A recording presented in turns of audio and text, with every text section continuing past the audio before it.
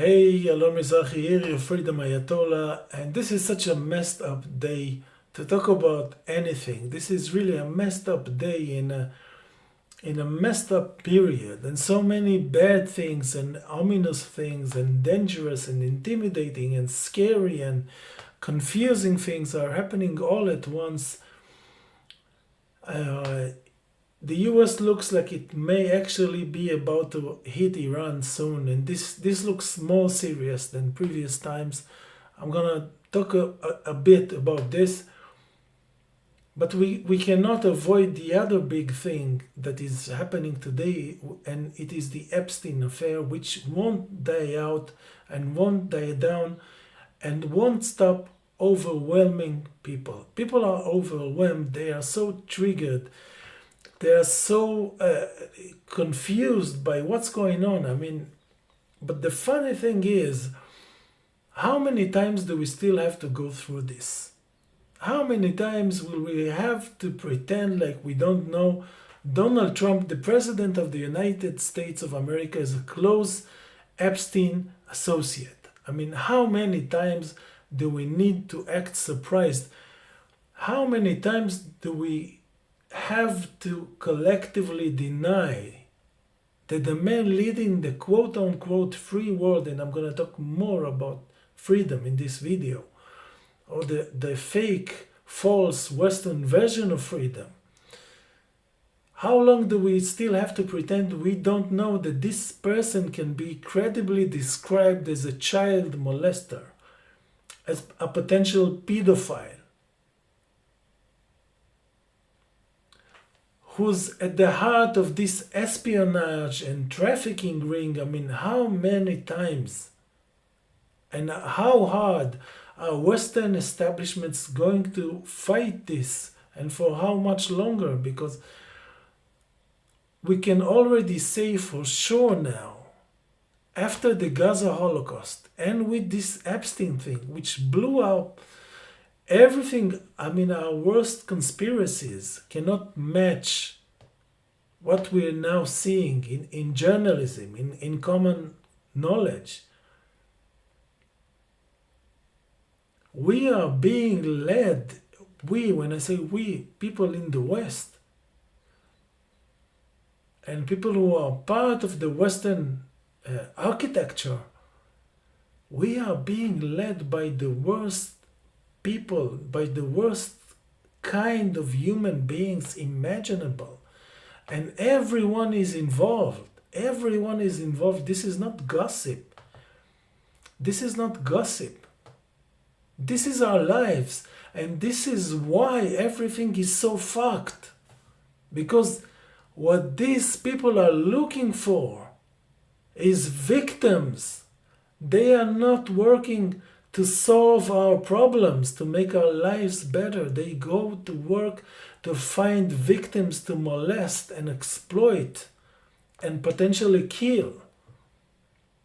This is what they do. This is their careers. This is what they do. This is what the Epstein affair is telling us about Western elites, and everyone knows this already. And it is no coincidence that this thing reaches such high public interest, and it captures everyone's imagination and everyone's political criticism. This is what everyone is talking about, and this is happening in synchronicity with a potential American war against Iran. And this can't be a coincidence. This can't be a coincidence, because we know who Epstein worked for. We know who is pushing, and I don't want to say forcing, but maybe this is the right word to use, forcing the US to go to war, and another war, and another war, and another war. And this is endless. They are going to do Iran, and then they are going to find out that Saudi Arabia is a big, scary enemy, and they have to go and fight Saudi Arabia. And then they will have to go and fight Egypt. And then there's going to be a new rebel organization which they will have to go and fight. This is their plan. This is their behavior. This is how they carry themselves. This is what they plan for the more wars, selling more military equipment, more espionage software, and making society crazy and enslaved and subjugated to this crazy order of child molesters and blood-sucking vampires. And this is how they plan to continue indefinitely. So the connection between Iran and Epstein cannot be coincidental, not in terms of the timing, and not in terms of the essence of both things, the military campaign against Iran and this mega espionage trafficking scandal. That we have an actual conspiracy of governments to conceal in an attempt to make this go away, but this can't go away. Something like this can't go away. People cannot unsee the most prominent, the most media addicted person in the whole world, attention craving, addict, junkie, the most famous, most recognizable face on planet Earth. They cannot unsee him doing the stuff that the Epstein circle used to do. People cannot unsee this. So what is the point? What are they trying to do by protecting Trump? What are they trying to do? This is what I don't get. And again, what are they trying to do with Iran? They have no military option against Iran. They cannot defeat Iran at war. I said it many times and I'm saying this now with confidence. They can damage Iran. They cannot defeat Iran. Iran is a nation of over 90 million people. They have more than 10 million men in their armed forces, in elite units, in volunteer units, in regional forces, in any kind of formation and organization you can imagine. And they have been preparing for this for decades. And they are actual believers. The US stands no chance and Israel stands no chance. They will destroy their electric grid. They will destroy their communication lines. They will destroy Iran's the oil industry. They can do all that. But this doesn't mean Iran will be defeated. Iran will cause symmetrical, if not bigger, damage in Israel and in neighboring countries where the US has bases. So this is not a plan for victory. This is not a plan for victory. This is a rotten elite acting crazy in a frenzy in an attempt to remain relevant, to live another day, to avoid the big reckoning that's coming, to push it ahead like another day, another week, another year if they can. But this is coming and they cannot escape it. It is coming and they cannot escape it. And I've been saying this consistently over the last 2 years, since the first weeks after October 7. It was clear to me where this dynamic was going. It was clear to me that the West is faking power that it doesn't really have, and Israel is the same. Israel is the same. It is all fake. It cannot go to war with Iran in a big end of days kind of war. And the US won't help it much. But this is happening on the same day, literally the same day, that the Epstein, another revelation, another dump of Epstein materials is being released. And this is very telling about where we are. But since I'm on the subject of freedom, and this is very relevant now, since I'm on the subject of freedom,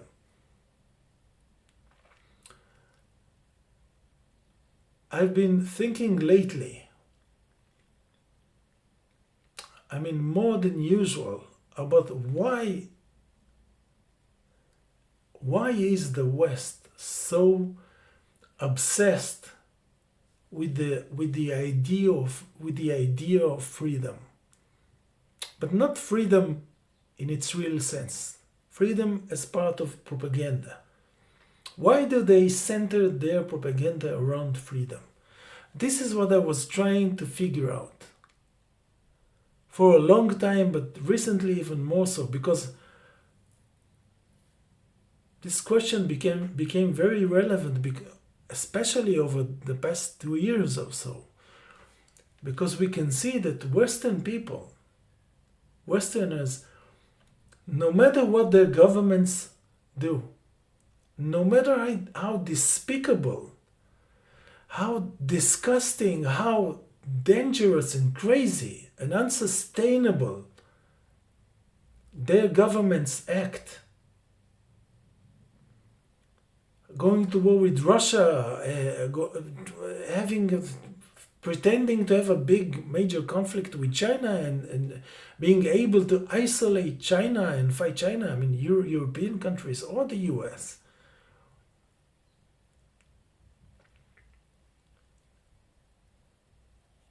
And pursuing all kinds of policies no one wants, like monitoring the population constantly, and spying on everyone, and listening to everything, and forcing people to identify themselves online all the time, and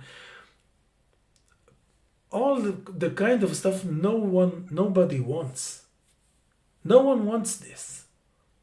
They are not accountable to their own populations, and they are supposed democracies.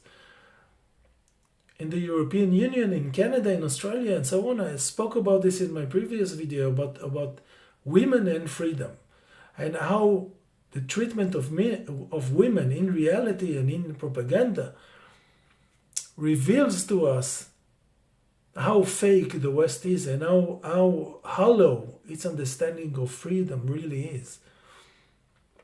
But I wanna develop this further, because I am a freedom Ayatollah. This is the one major subject that always brings out passion in me. I'm really passionate about freedom. So I was thinking, why do they center their propaganda and their fake identity around freedom?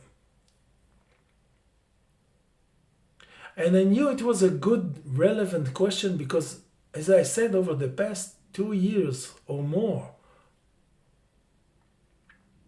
when we have seen Western governments support the Gaza Holocaust, and they still do to this day, to this hour, 29 people were murdered in Gaza today.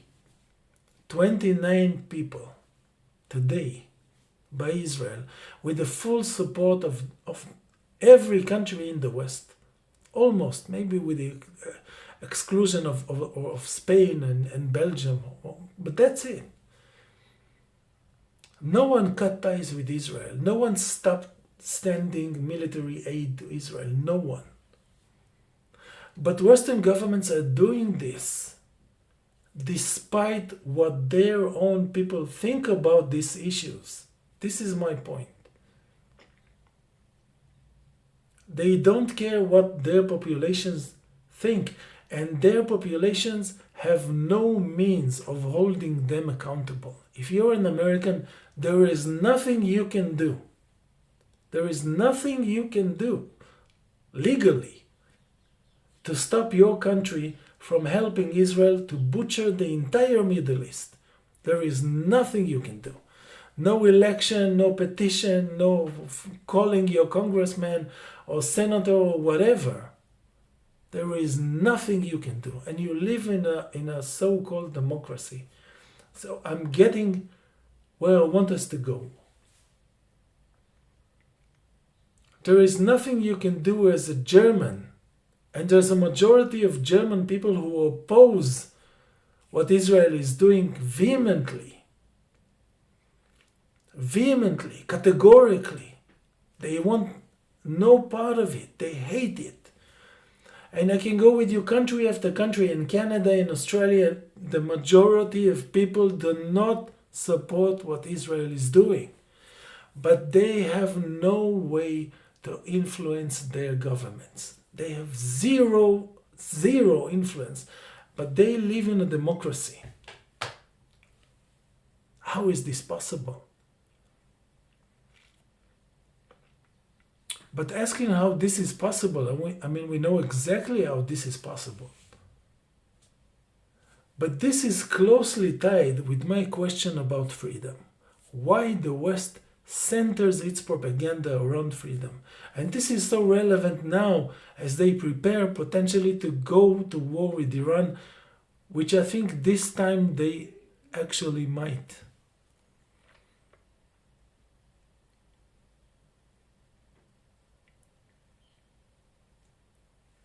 Why is it that so many Westerners have a personal moral stand against what their governments are doing, but they cannot find the conviction or the energy or the desire, the will, the willingness to do something that will force their governments to stop doing what they're doing. When people fight for their lives, we know how it looks. But this is not what people in the West are doing. Even when they go on a protest, it is almost always very polite, very orderly. Even when police beat them up and shoot people, they remain orderly. In most cases, almost always.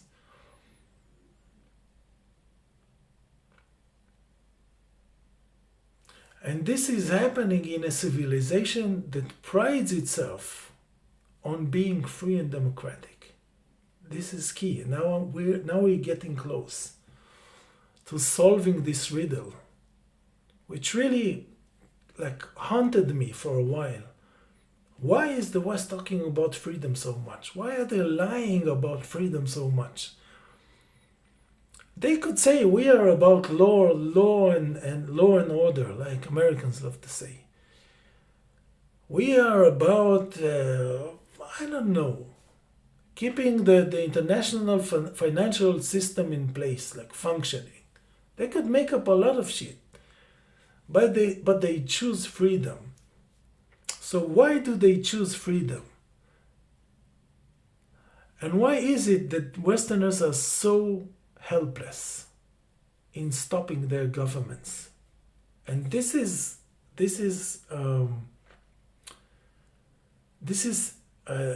systemic. Okay, this is not one case, one time. This is how the Western system is built. I mean, every Western country has its own supposedly different way of governing itself. I mean, these rules for who gets to vote and who gets to be elected and how many people are in this chamber or in that chamber. Some of them have kings, like in the UK, and some don't. But all of them share this quality, this one quality. They talk about freedom endlessly, pretending to be free. But the people are apolitical and helpless. And the way the system is designed, the way the system functions, is to make sure the people cannot influence what the government is doing, which is crazy. I mean, if Vladimir Putin makes a big, terrible blunder in any realm of managing Russia. He makes stupid decisions that make Russia poor, that make Russia unstable, that destroy public safety, that destroy anything major in the country. He won't be able to remain the president of Russia. And if Xi Jinping is going to act foolishly or stupidly and cause serious damage to China, he won't be able to remain the Chinese president. What I'm trying to say is, contrary to what we've been told, maybe counterintuitively, countries in the global south that are quote unquote less democratic have more accountability than so-called Western democracies. Be it if it's Saudi Arabia, I don't know enough about Saudi Arabia, but I could guess that even Saudi Arabia, Egypt definitely, we saw major violent demonstrations in Egypt. We saw it in Bangladesh. We saw it in countries in the global south that are not traditionally thought of as like beacons of democracy. What I'm trying to say is those countries often have more accountability. Meaning, if a ruler in those countries fuck up, they won't be able to stay in power. Whereas in the West, no matter what you do, you can be a literal child molester, part of an espionage and minor trafficking ring, and you will remain president. If someone exposed something like this about Vladimir Putin or Xi Jinping or the president of Iran, I won't say Khamenei because it's inconceivable. If they were exposed in something equivalent, something like the Epstein affair, they wouldn't be able to stay in office. But it's not the same in the West. In the West, the people in power, the powers that be, and the very personas, the very personalities that hold power, have such power that the public cannot and will not touch them. So why does the West center its entire identity, propaganda-wise, around freedom? And this is precisely the answer. This is precisely the answer. They are brainwashing their people to think they are free. Exactly for this purpose. To make them unable to resist. You get what I'm saying?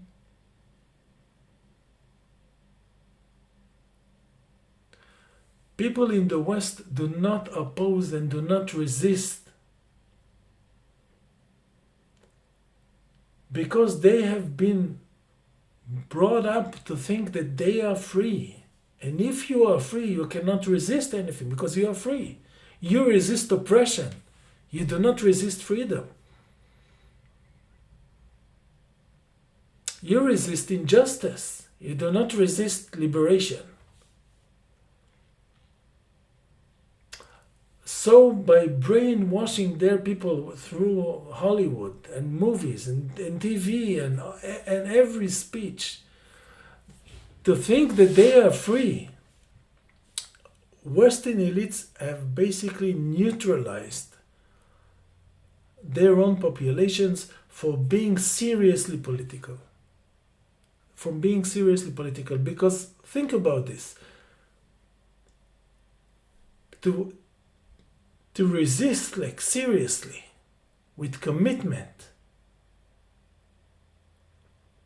you have to understand that you are not free. But for most people in the West,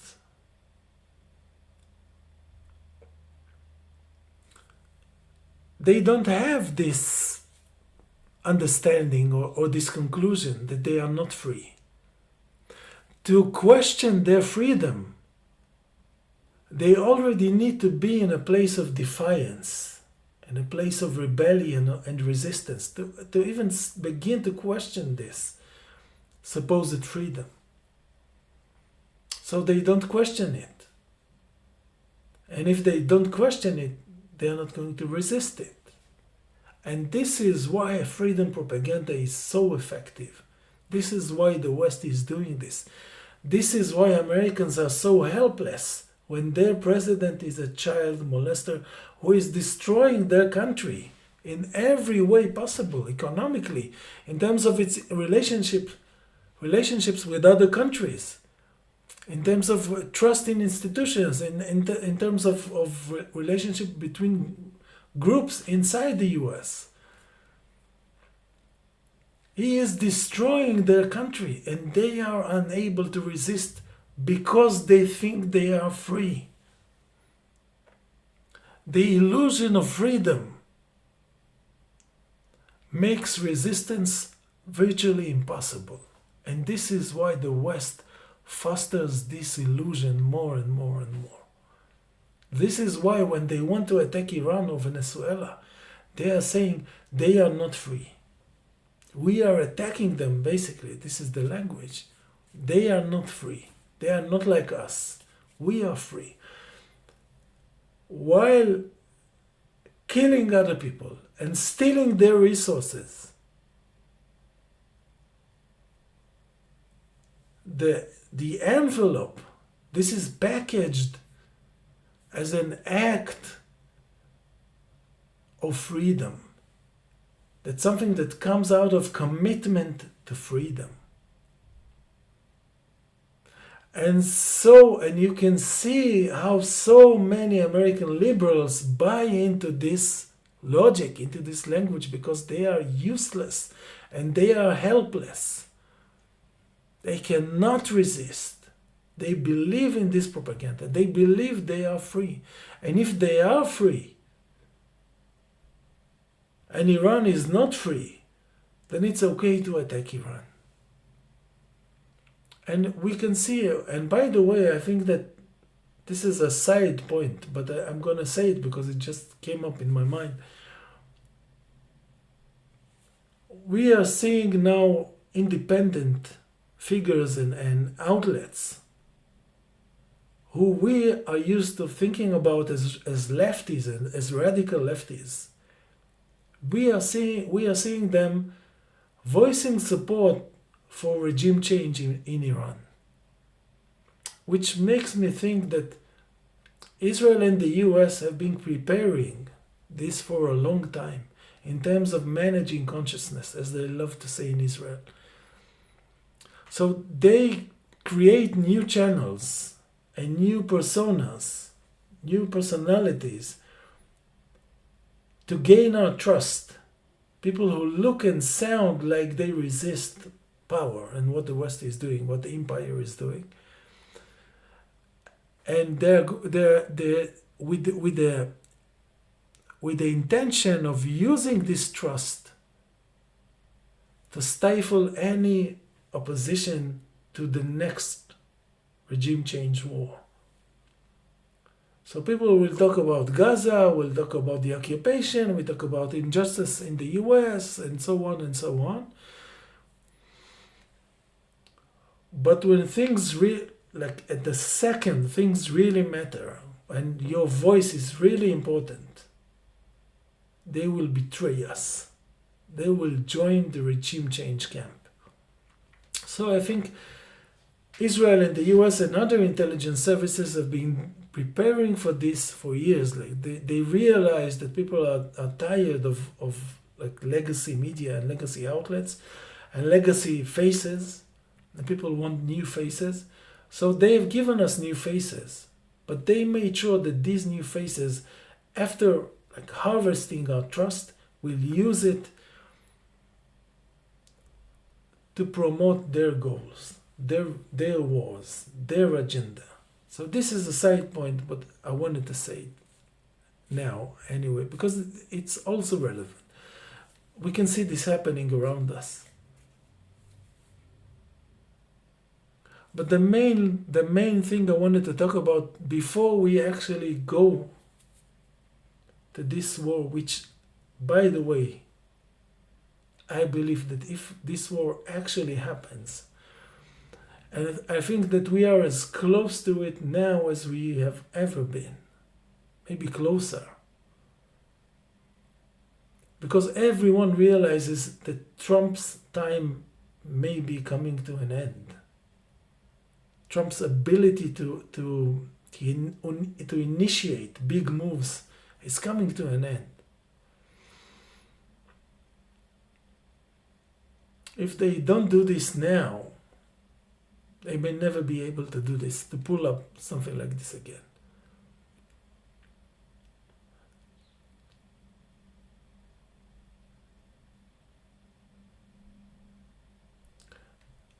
So precisely in a time like this, on a day like this, when we have Epstein and Iran being the big issues, I wanted to bring up this subject of freedom and give you my explanation, my answer, my understanding of why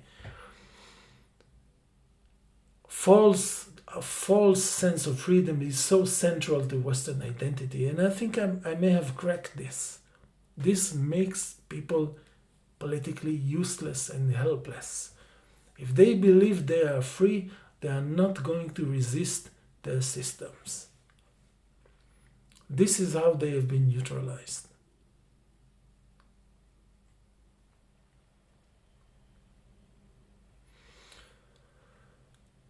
I really, really, really, really, really hope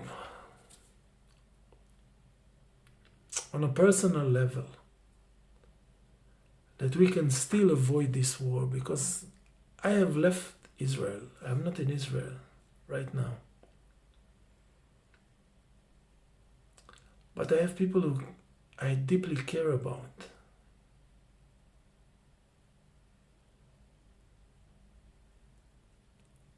And if this war happens, it's going to be a big, devastating one.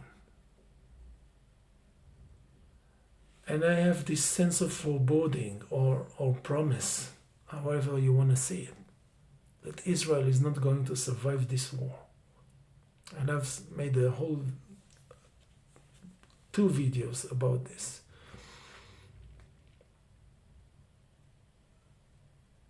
It is really hard to understand what they're doing and why they are doing this, when failure is virtually guaranteed. Still, this is like another mystery of this era. How certain people, certain actors, even when they know, and they should know, that they cannot succeed, they are unable to pull away from their previous choices and change course and do something different and try something else. They are unable to. I mean, this is another funny thing about the West, because freedom comes with choice, with the ability to adapt and change. I mean, yesterday I thought this was the solution, but today I'm not so sure. Today I have a new approach, and tomorrow I may have another. This is freedom. It's not being like chronically unstable. It's being being free enough. And I'm using the same word, and it's okay, you get it. To change your mind, to change your attitude. Not being too invested in yourself of yesterday, your choices of yesterday, your understanding, whatever. And we are seeing that in this civilization, in the West, I mean, countries in the global south have changed dramatically over the past couple of decades. I mean, China has changed dramatically. It has opened up. It is not only richer, it's almost a different country. It's not a different country, but it is different in so many ways. And not only China. I mean, countries in Africa, countries in Asia, they are undergoing like deep changes. But it is the West, this civilization of so-called freedom and choice, and we can do what we want, and this creates the most rigid, the most fatal kind of thinking. This civilization has leaders who are unable to change their mind, and populations that are unable to resist. And looking at the picture of what's happening now politically in the world, this is what drives us crazy, because it's like driving and seeing something on the road like from 500 meters away. You need to do something, okay? Either you go to the shoulder, or you overtake it, you use like emergency lights, you do something. You call the police, I don't know. But we are looking at almost a civilization that just continues to drive like everything is normal. And it is staring like at a big rock in the middle of the road.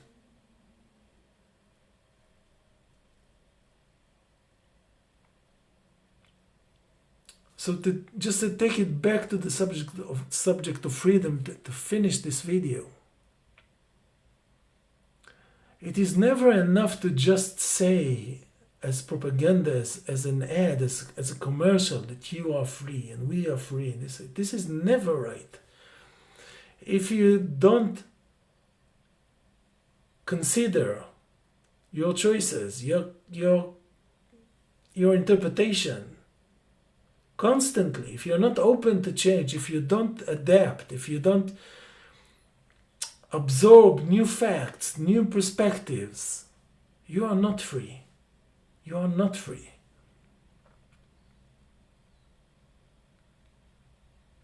And what we're seeing now with the potential war with Iran, after so many regime change wars, after everyone has been are sick of this, on the left and the right, with the president implicated so deeply with Epstein, we are being led by people who cannot change anything. They cannot change, and we are part of almost 1 billion people or so who live in Western countries, who are unable, psychologically, physiologically, spiritually, I don't know, whatever you want to call it, who are unable to resist the decisions that 5 people make. Just 5 people. And this should be our lesson for the world after what's coming. When we talk about freedom in that world, we're going to need to give this a whole lot more meaning, because this is not it. This is not it. Thank you for watching, and see you on my Substack, YouTube, on my channels. Thank you, and let's see what happens.